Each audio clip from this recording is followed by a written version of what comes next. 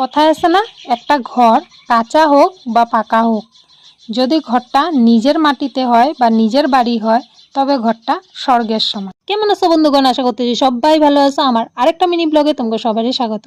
দিনটা ছিল শনিবার আর এখন বাজে ওই 12:30 মতন। এখন থেকে আমি আমার ব্লগটা স্টার্ট করছি। তার কারণ হলো বাড়িতে নিছি কাজ করা মানুষ, মানে আমার ঘরের খুঁটিগুলো অনেকদিন হয়েছে পচে গেছে, প্রায় আজকে 2 বছর আগের থেকে এরকম হয়ে রয়েছে।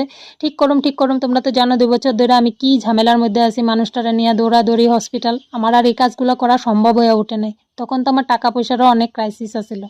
তবে এই 2 বছর পরে আজকে ভাবলাম যে ভগবান যদি সুযোগটা করে দিচ্ছে ঘরের খুঁটাগুলো অন্তত বদলায়। আর এই যে দেখো, একটা 8 বছর হয়ে গেছে বানানো, তার লেগে বেড়া যে আছে, যে বেড়াগুলো দেওয়া, এই বেড়াগুলো নিচের জায়গাটা বৃষ্টি পড়ে পড়ে অনেকটাই পচে গেছে। তা ভাবতেছি নিচের জায়গাটা কাটতে দিয়ে উপরে বেড়াটা নিচের দিকে নামাই দিব।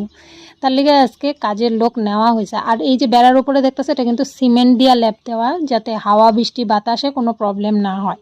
তার লেগে ঘরটা 8 বছর আগে যে বানাইছিলাম এটা সিমেন্ট দিয়া লেপা দিছিলাম। সকালবেলায় তো স্নান টান কইরা নিয়ে পূজা দিয়া কমপ্লিট করে ফেলাইছি। তারপরে আইসা এই রান্না বান্না হাজিরার সাথে লাগিয়া থাকা, মানে বহুত ভেজালের মধ্যে আছি। দেখতে তো মনে হইতেছে না স্নান করছি বলে, কিন্তু উপায় নাই। এদিকে আজকে সয়াবিন তরকারি আর বাঁধাকপির তরকারি রান্না করছি, কারণ নিরামিষ শনিবার দিন আর কি দিমু খাইতে, এই রান্না করছি। আর এদিকে একটু আমের চাটনি করছি, যেহেতু আমি আমের চাটনি খাইতে ভালোবাসি। তার লেগে গরম লাগতেছিল, একটু বানায় নিছি। গরমের মধ্যে আমের চাটনিটা খাইতে বিরাট মজা লাগে। তো বানায় এখন দেখো খাইতে বসি, কিন্তু আমার দেখলে মনে হইতেছে না কিন্তু আমি স্নান করছি বলে। আমি কিন্তু স্নান সকালে করে পুজো টুজো দেওয়া কমপ্লিট। এখন বাজে সন্ধ্যা প্রায় 6টা মতন।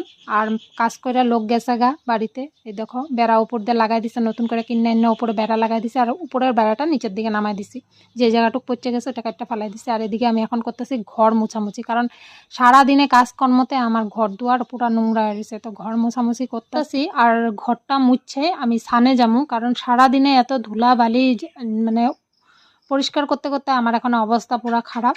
স্নানটা করে আইসা আবার দিতে লাগবো সন্ধ্যাই হয়ে গেছে প্রায়। এই দেখো আমি স্নান করে আইসা পড়ছি, এখন সন্ধ্যাটা দিয়া নেবো।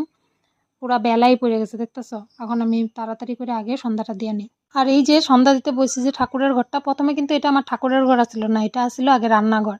এই ঘরটা আগেই মানে আজকে থেকে 1-1.5 বছর আগে যখন বেড়াটা পচে গেছিলো, তখন খুঁটাগুলোও পচে গেছিলো, কিন্তু খুঁটাগুলো চেঞ্জ করি না, বেড়াটা কাটটা নিচের দিকে নামাই দিছে। আর উপরটা দেখতেছো ফাঁকা, অ্যাকচুয়ালি এটা ফাঁকা না, নেট দেওয়া আছে। তো এইভাবেই আমরা রেখে দিয়েছিলাম, কারণ তখন তো আমাকে পরিস্থিতি খুবই খারাপ আছিল। তো এইভাবেই রেখে দিয়েছিলাম। এখন তো এটা ঠাকুর ঘর বানাই ফেলাইছি, আর রান্নাঘরের যা জিনিসপত্র ছিল সব এখন বড় ঘরে নিয়েছি। তো আমার সন্ধ্যা দেওয়াও কমপ্লিট হয়ে গেল। সন্ধ্যা দিয়া চারিদিকে ধূনাবাতি দেখায় নিলাম। তো আজকের মিনি ব্লগটা এইটুকুই আসলে। আশা করি তোমাকে ভালো লাগছে। দেখা হবে নেক্সট মিনি ব্লগে। টাটা।